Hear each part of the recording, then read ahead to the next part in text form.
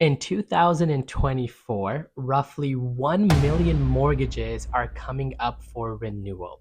If you are one of those 1 million mortgages and you're curious to know what your options would be, could look like, and you're stressing a little bit, watch this next clip to give you some guidance as to what to expect and how to navigate this. Number one, if your mortgage is with a federally or provincially regulated lender, like a bank or a credit union, or even an alternative lender like a B lender, you will not have to requalify for your mortgage at the time of renewal. That means that there is no stress test for you. However, there are some instances where the bank could deny you a renewal, and that can happen if you have a history of delinquent mortgage payments, or if your property taxes are not up to date, or if the bank finds out that your mortgage was obtained through illicit means like mortgage fraud. But in pretty much every instance, you'll be able to renew automatically by just signing the dotted line.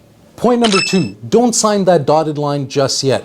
Just because the bank is giving you a mortgage renewal offer, it doesn't mean it's the best renewal offer for you. This is when you should connect with a mortgage professional to find out what the other banks are offering.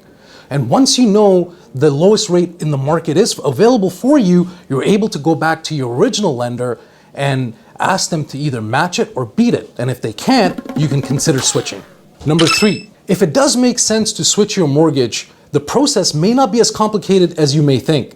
Although you do have to requalify when you switch your mortgage, one thing that you should know is that the banks will pay for your mortgage switch process in its entirety. You don't have to pay for an appraisal, you don't have to pay for legal fees, and most banks will even give you a cash bonus or cash back to win your business. Number four, renewals are also a great time to assess your finances. This is the time where if you have extra funds, you're able to do a lump sum payment on your mortgage and pay down the balance. If you do that, the lump sum payments gets directly applied to your mortgage principal, which reduces your amortization. That means that you pay off your mortgage sooner and you pay less interest. Number five, on the other hand, during the course of your term, your property value may have increased. And if that happened, you may be able to refinance and take out some equity. If you do that, you're able to pay down some of your high interest rate debt, or maybe there's an investment that you'd like to make in either the housing market or maybe do some renovations on your house, but you can get access to that money by increasing your mortgage via refinance. Number six, start early. You should start shopping around for your renewal at least 3 months prior to your renewal date.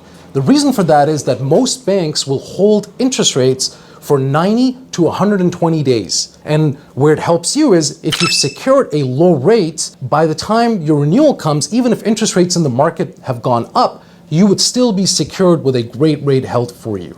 Number seven, whatever you do, take action. Tell the bank your intention with regards to renewal or switching. You don't want the bank to auto-renew you into an open term or a 6 months convertible, because those rates are usually double what you can negotiate with them directly.